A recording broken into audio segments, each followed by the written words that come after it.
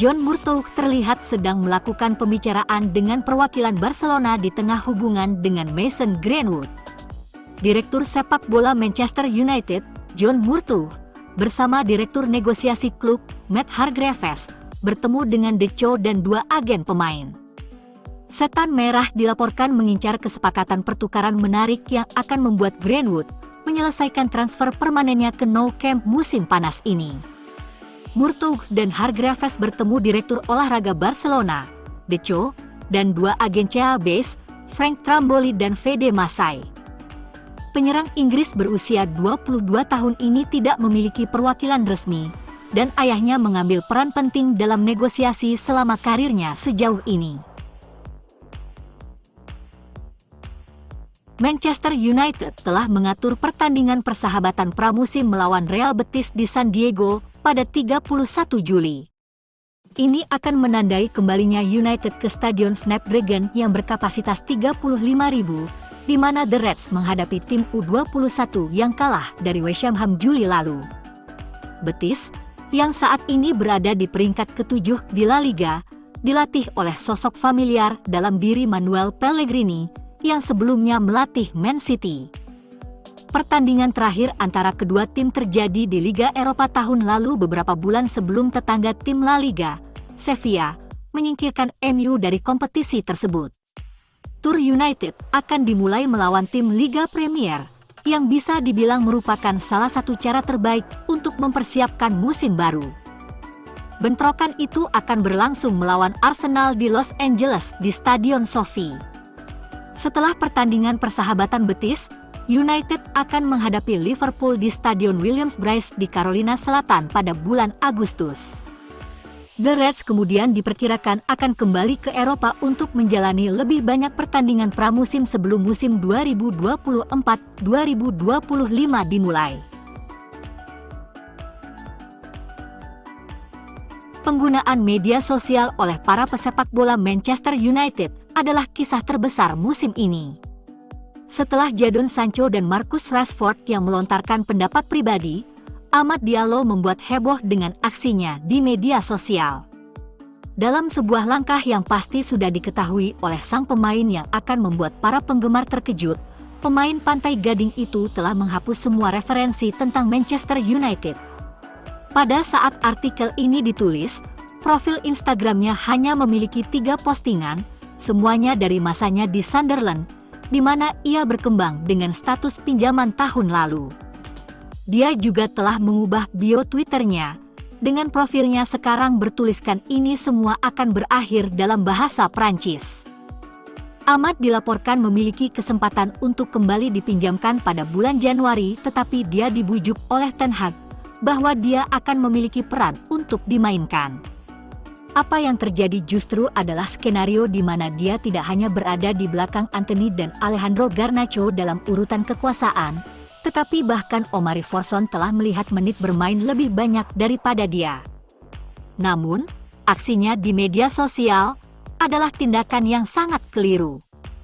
Sancho adalah orang terakhir yang melakukan itu, mendapati dirinya berada dalam situasi di mana satu kakinya berada di luar pintu keluar permanen di Old Trafford.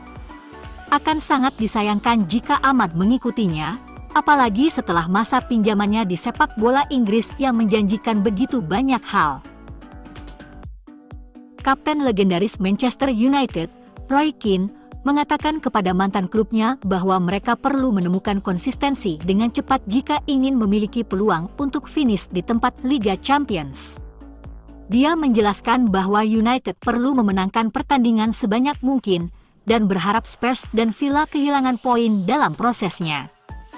Pasca Spurs mengalahkan Villa pada hari Minggu, hal utama bagi United adalah konsisten dan terus memenangkan pertandingan sepak bola dan berharap Spurs dan Villa tergelincir.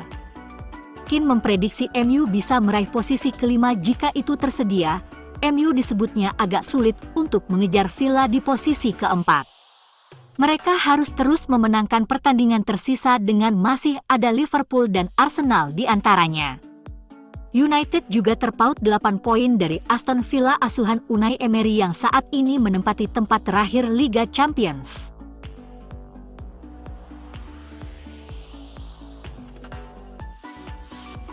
MU memiliki nama Michael Olise dalam daftar keinginan transfer musim panas mereka. Sir Jim Ratcliffe kini telah mengambil alih operasional sepak bola, berupaya mengakhiri kemerosotan yang dialami klub idola masa kecilnya. Kabar terbaru dari Jacques Talbot dari Football Transfers melihat dua nama sebagai target teratas Ineos, Jarrad Brandtwaite dan Michael Olise. Dinyatakan bahwa penyerang asal Inggris, Olise, masuk dalam daftar target transfer United Ineos saat The Reds bersiap untuk perombakan skuad.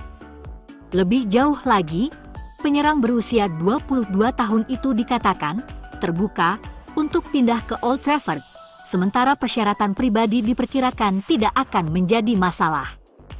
Olise diperkirakan memiliki klausul pelepasan sebesar 60 juta pound dalam kesepakatannya saat ini yang dapat diaktifkan oleh klub manapun.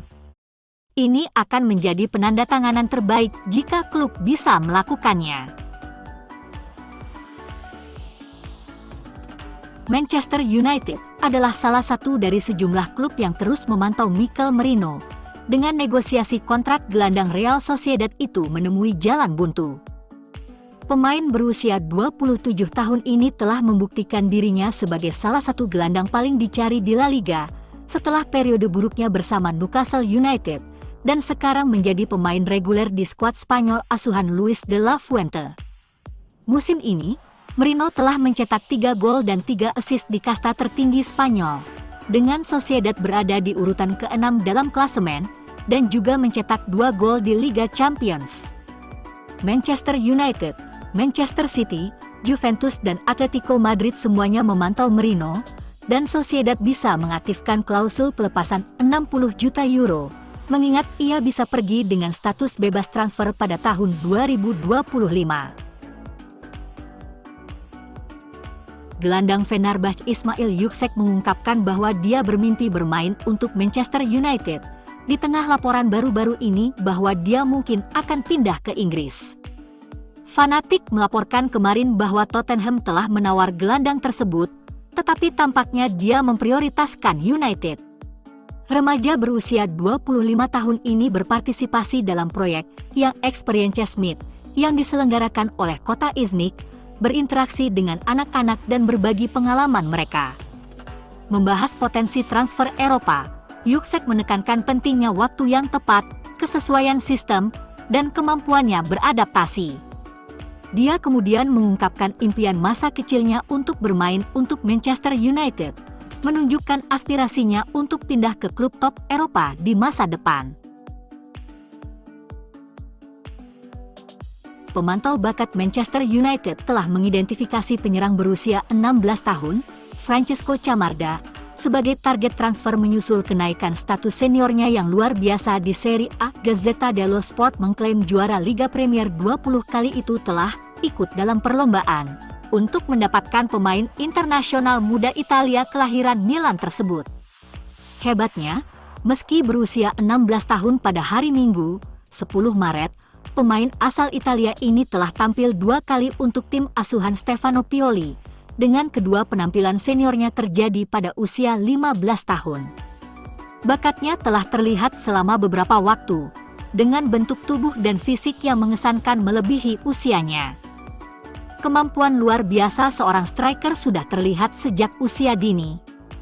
Saat ia berhasil mencetak 485 gol hanya dalam 89 pertandingan untuk Akademi AC Milan, menghasilkan rata-rata 5,45 gol per pertandingan.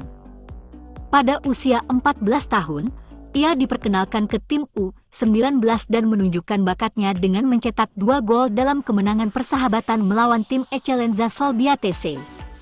Tak pelak, ia mendapat penghargaan atas perkembangannya yang terpuji saat melakukan debutnya melawan Fiorentina pada November 2023, menjadi pemain Serie A termuda dalam usia 15 tahun 260 hari.